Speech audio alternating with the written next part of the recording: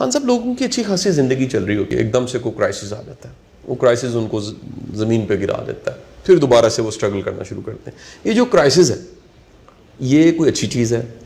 یہ اس کا positive aspect کیا ہے؟ اس سے کیا خیر نکالی جا سکتی ہے؟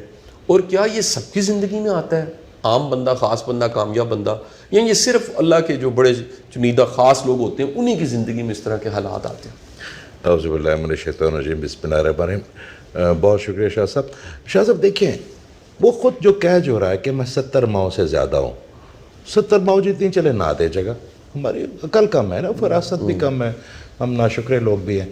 1 ماہ جتنی جگہ تو دے, 1 ماہ جتنی.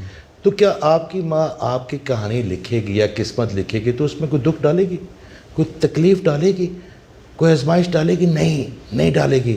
یہ ہم خود چنتے ہیں. آپ کی ماں نے پڑھانا ہے, مگر آپ کو اس نے, اگر آپ نے ہوم ورک نہیں کیا تو کھانا نہیں دے گی, کیونکہ آپ کی بہتری ہے اس میں. اس نے اگر آپ نے اپنا مٹی میں کھیلنا تو اس نے آپ کو ڈانٹنا ہے. اچھا, ہماری اپنی مرضی ہوتی ہے کہ ہم کس طرح سیکھتے ہیں ماں سے. ہم خوشی سیکھتے ہیں, ہم جوس کا گلاس سیکھتے ہیں, یا ہم ڈنڈے سے سیکھتے ہیں. نارملی ہم ڈنڈے والے لوگ ہیں. ٹھیک ہے. جب بھی آپ کے اوپر پریشانی آتی ہے نا شاہ صاحب, جب بھی آپ کے اوپر پریشانی آتی ہے تو آپ کے پاس 2 چیزیں ہوتی ہیں, کہ یا آپ مایوس ہو جائیں اور یا آپ صبر کے منڈیر پہ آ کے بیٹھ جائیں.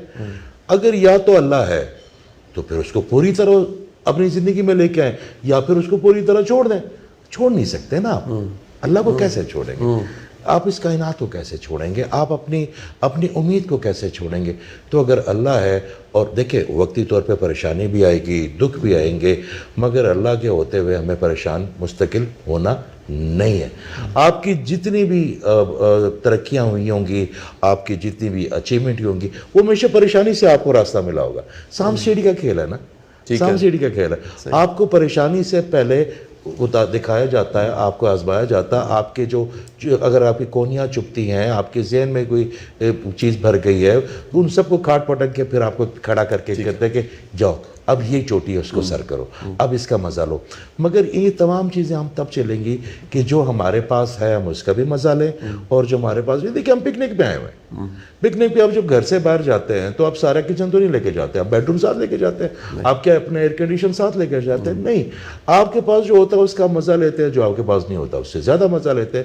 آپ نے یہ سفر پورا کرنا ہے, اور اس سفر کو بڑی وقار کے ساتھ, بڑے حوصلے کے ساتھ, بڑا خوش پورا کرنا. آپ کی جرنی ہے. تو اس میں جو اللہ تعالیٰ نے آپ کے لیے کیا وہ مستقل تو نہیں ہے نا, اس میں آپ کی لرننگ ہے. آپ کے پاس کوئی بھی مصیبت, کوئی پریشانی آتی ہے, آپ اس کے اپنے حصے کی لرننگ لے لیں, میں آپ کو یقین کہتا ہوں وہ دنوں میں ٹل جائے گی. وہ لرننگ اصل کہانی ہے اس میں. اگر آپ اس کو 6 مہینے میں نہیں سیکھیں گے تو 6 مہینے پروسیس سے گزارے گا وہ آپ کو. وہ تو ماں ہے, وہ تو ہمارا اللہ. اس نے تو آپ کو دیکھیں, آپ نے پیٹ رکھے ہوتے ہیں نا گھر پہ, جب آپ کے کوئی طوطا بیمار ہو, کوئی بلی بیمار ہو تو دل آپ کا دھڑکتا ہے. ہم تو اس کے بندے ہیں. اگر آپ کو اپنے پیٹس جو آپ نے نہ بنائے ہیں, نہ آپ نے پیدا کیے, نہ جن کے رزق کا انتظام آپ نے کرنا ہے, وہ بھی اس نے دینا, اتنی محبت ہے, تو اس کو ہم سے کتنی محبت ہوگی. صحیح. اس کو وہ آپ کو پریشان دے کے نہیں, وہ آپ کو دیکھتا ہے کہ سیکھ لو, اقرا سیکھ لو, پڑھ لو. تو وہ ہم نے اس میں سے صبر کرنا ہے, پھر اس کی جو قوتیں باقی جو ہمیں ملا اس کا شکر کرنا ہے. اور ہم نے یقین کریں شاہ صاحب, جیسے جیسے آپ کا ذہن کھلتا ہے نا, ویسے ویسے آپ کو اللہ کی بڑائی کی سمجھ آتی ہے. جس بندے کا ذہن جتنا چھوٹا ہے, میں اکثر ایک مثال کہتا ہوں کہ ایک بندہ چلا گیا, اس نے بڑی دعا کی کہ ساڑھے کار وہ ٹیلی فون نہیں, یا اللہ ٹیلی فون لوا دے, اس کا ڈیمانڈ نوٹ آ گیا. تو بڑا خوش ہو گیا, نے سن لیا. لیکن تو سامنے کیا, وہ آفس میں تو وہاں پہ ایک افسر بیٹھا ہوتا, تو سب نے کہا یہ نا پیسے لیتا, انہوں نے کہا دے نا, انہوں نے کہا تجھے دعا کی تیسی, کہتا ہوں نہ اے کام تو اللہ نہیں نہ کر سکتا, اے تو انہوں افسر ہی کرے گا نا, وہ ڈیمانڈ نوٹس پہ